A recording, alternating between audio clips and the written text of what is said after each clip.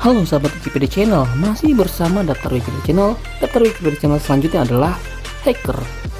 Seorang peretas bahasa Inggris hacker adalah ahli komputer yang terampil yang menggunakan pengetahuan teknis mereka untuk mengatasi masalah. Sementara peretas dapat merujuk ke setiap programmer komputer yang terampil. Istilah ini telah menjadi terkait dalam budaya populer dengan peretas keamanan, seseorang yang dengan pengetahuan teknisnya menggunakan bug atau exploit untuk membobol sistem komputer.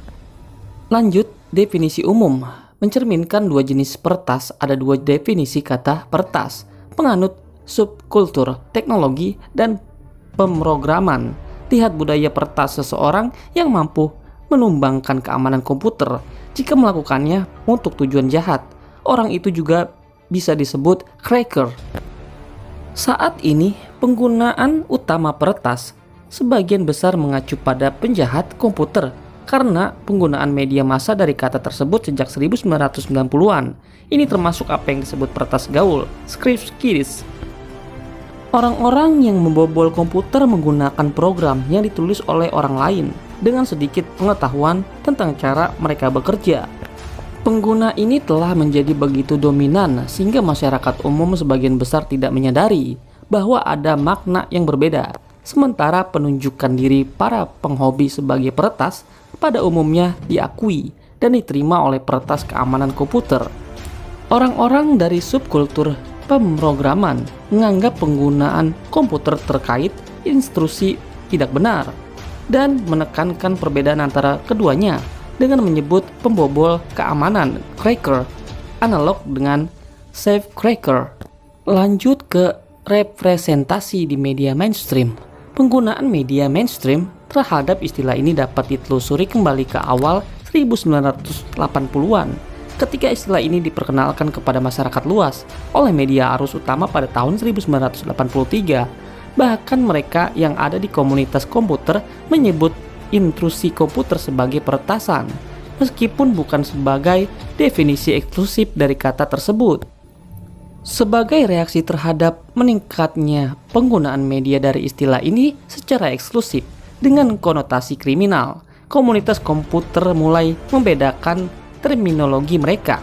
Istilah alternatif seperti cracker diciptakan dalam upaya untuk mempertahankan perbedaan antara hacker dalam komunitas programmer yang sah dan mereka yang melakukan pembobolan komputer. Istilah lebih lanjut seperti black hat, white hat, dan grey hat dikembangkan ketika undang-undang yang melarang membobol ke komputer mulai berlaku untuk membedakan kegiatan kriminal dari kegiatan-kegiatan yang legal.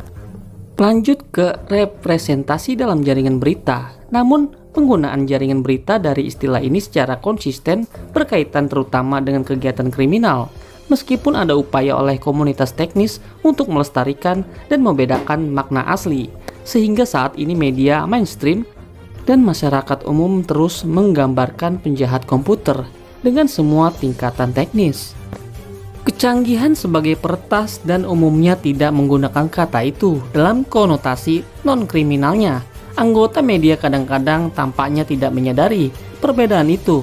Mengelompokkan peretas yang sah seperti Linus Torvalds dan Steve Wozniak bersama dengan cracker kriminal, namun karena definisi positif dari peretas banyak digunakan sebagai bentuk dominan selama bertahun-tahun.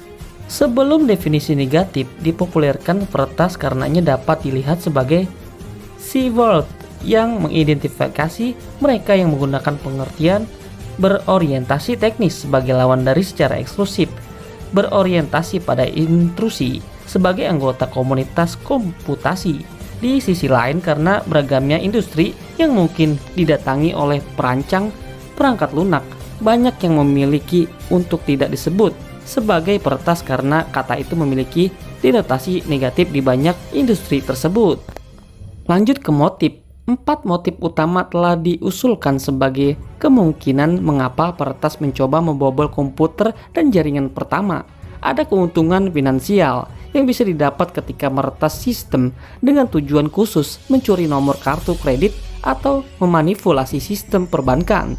Kedua, banyak peretas yang berhasil meningkatkan reputasi mereka dalam subkultur peretas dan akan meninggalkan pegangan mereka di situs web yang mereka devakasi, atau meninggalkan beberapa bukti lain sebagai bukti bahwa mereka terlibat dalam peretasan tertentu. Ketiga, spionage perusahaan memungkinkan perusahaan memperoleh informasi tentang produk atau layanan yang dapat dicuri atau digunakan sebagai pengungkit di pasar. Dan keempat, serangan yang disponsori negara memberi negara-negara bangsa dengan kedua opsi pengumpulan perang dan intelijen yang dilakukan pada, di, atau melalui dunia maya. Lanjut ke tumpang tindih dan perbedaan dasar utama antara subkultur pemrograman dan peretas keamanan komputer adalah asal-usul dari perkembangan sejarah yang sebagian besar terpisah, namun file jargon melaporkan bahwa ada tumpang tindih yang cukup besar untuk phreaking pada awal 1970-an. Sebuah artikel dari makalah mahasiswa MIT The Tech menggunakan istilah peretas dalam konteks ini pada tahun 1963. Dalam arti yang merendahkan bagi seseorang yang mengacaukan sistem telepon. Tumpang tindih dengan cepat mulai pecah ketika orang bergabung dalam aktivitas yang melakukannya dengan cara yang kurang bertanggung jawab. Ini adalah kasus setelah penerbitan artikel yang mengungkapkan kegiatan Driver dan Engresya. Ada beberapa tumpang tindih halus karena pengetahuan dasar tentang keamanan komputer juga umum dalam subkultur pemrograman peretas. Sebagai contoh, Ken Thompson mencatat dalam ceramah Turing Award 1983 bahwa mungkin untuk menambahkan kode ke perintah login Unix yang akan menerima kata sandi transkripsi yang dimaksudkan atau kata sandi yang diketahui tertentu yang memungkinkan pintu belakang ke dalam sistem dengan kata sandi terakhir. Dia menamai penemuannya itu Trojan Horse.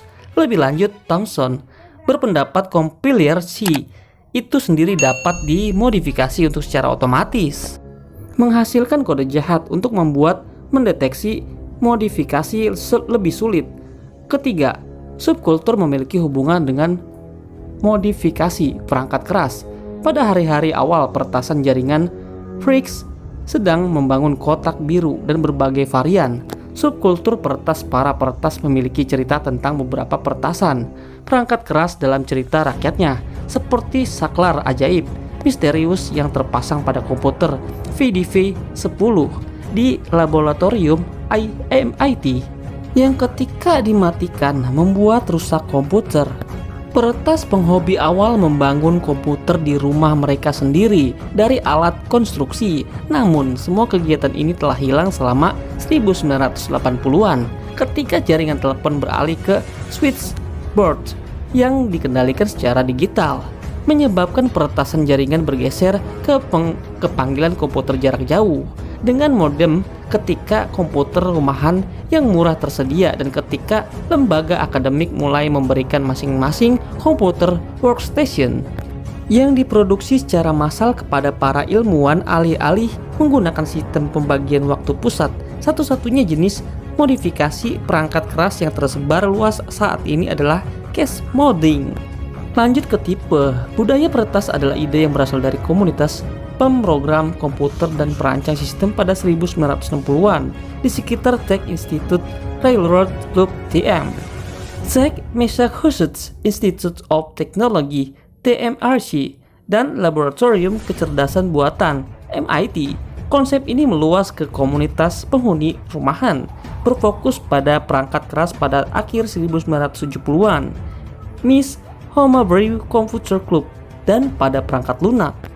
Peretasan terkait keamanan. Peretas keamanan adalah orang yang terlibat dengan pengelekan keamanan komputer. Di antara peretas keamanan, ada beberapa jenis termasuk peretas topi putih. Topi putih adalah peretas yang bekerja untuk menjaga data aman dari peretas lain dengan menemukan kerentanan sistem yang dapat dikurangi. Topi putih biasanya digunakan oleh pemilik sistem target dan biasanya dibayar kadang-kadang cukup baik untuk pekerjaan mereka.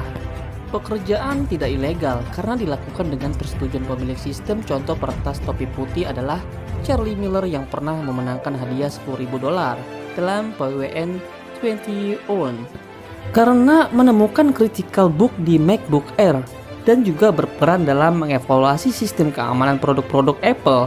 Selain itu, ada Joanna Rutkowska yang pernah dinobatkan majalah E-Week sebagai salah satu dari kelima peretas terpenting di 2006 dan pendiri Invisible Things Lab. Rutkowska pada tahun yang sama.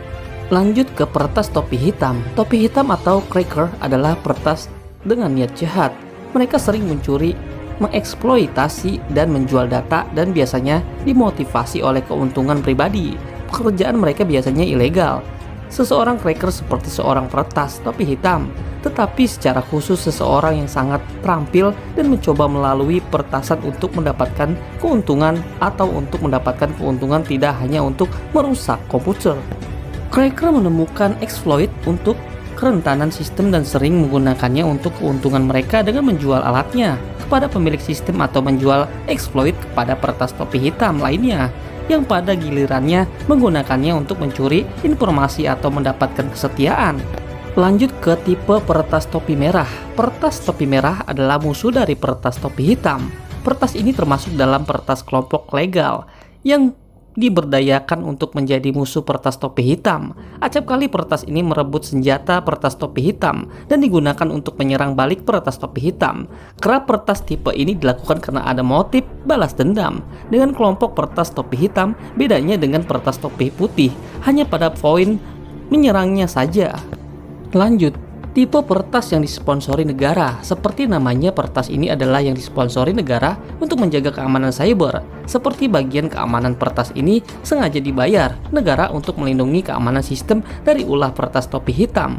Hanya saja peretas ini tidak menyerang kepada peretas topi hitam.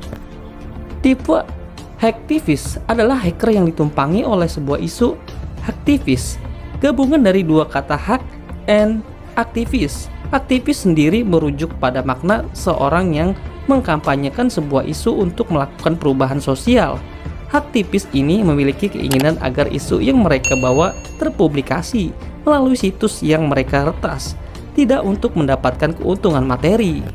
Tipe script KD sebetulnya ini masih belum termasuk peretas karena ini hanya mencoba untuk melakukan peretasan tapi tidak secara mendalam hingga sistem keamanan. Istilah ini digunakan untuk peretas pendatang baru yang melakukan peretasan. Biasanya aktivitas peretasan hanya dilakukan untuk belajar dalam meretas saja dan cara peretasannya juga menggunakan skrip yang sudah tersedia. Lanjut ke sejarah kasus peretasan di Indonesia. Peretasan situs KPU pada 2004, website KPU pernah menjadi objek peretasan. Saat itu keadaan menjadi kacau karena bertepatan dengan pemilihan umum. Saat itu peretasan tertangkap dan berdalih hanya mencoba keamanan situs KPU. Pada 2009 juga KPU mendapati peretas pula. Hampir di setiap gelaran pemilu KPU mendapatkan serangan dalam hal keamanan situs.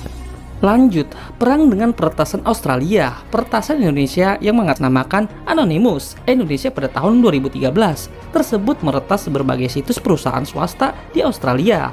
Hal ini dikarenakan adanya isu Sevionesis Susilo Bambang Yudhoyono yang saat itu menjadi presiden. Hal ini berdampak serangan balik dari peretas Australia yang mengatasnamakan diri sebagai Anonymous Australia yang menyerang situs Polri, KPK, dan Garuda Indonesia. Lanjut, kebocoran data di tahun 2020. Beberapa situs di Indonesia mengalami kebocoran data. Hal ini dilakukan oleh peretas yang masih belum diketahui pelakunya. Di antaranya aplikasi eHealth Electronic Health Alert Card yang dimiliki Kementerian Kesehatan BPJS, Kesehatan BRI, Live, KPU, Tokopedia, dan Bukalapak. Kebanyakan data yang bocor meliputi identitas pengguna. Beberapa kebocoran diketahui sudah pada tahap penjualan identitas di situs gelap. Lanjut, meretas satelit. Jim Geovedi mengakui pernah melakukan peretasan dua satelit sekaligus, yaitu satelit Cina dan Indonesia. Dalam sebuah wawancara dengan media Dietches Will, ia mengakui pernah membobolkan orbit satelit dengan cara legal karena operator satelit tersebut merupakan kliennya, sehingga ia berkesempatan untuk menguji keamanan satelit tersebut. Jim Geovedi merupakan pakar internet Indonesia yang saat ini pindah ke London dan mendirikan perusahaan IT di sana. Situs yang legal untuk diretas. Ternyata ada beberapa situs yang dibuat untuk diretas. Ini dibuat untuk mencoba kemampuan meretas para pendatang baru.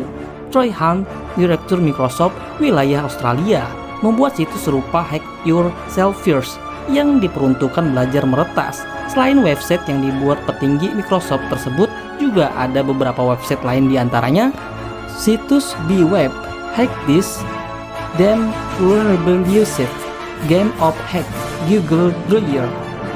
Demikianlah sahabat Wikipedia Channel ulasan tentang artikel hacker.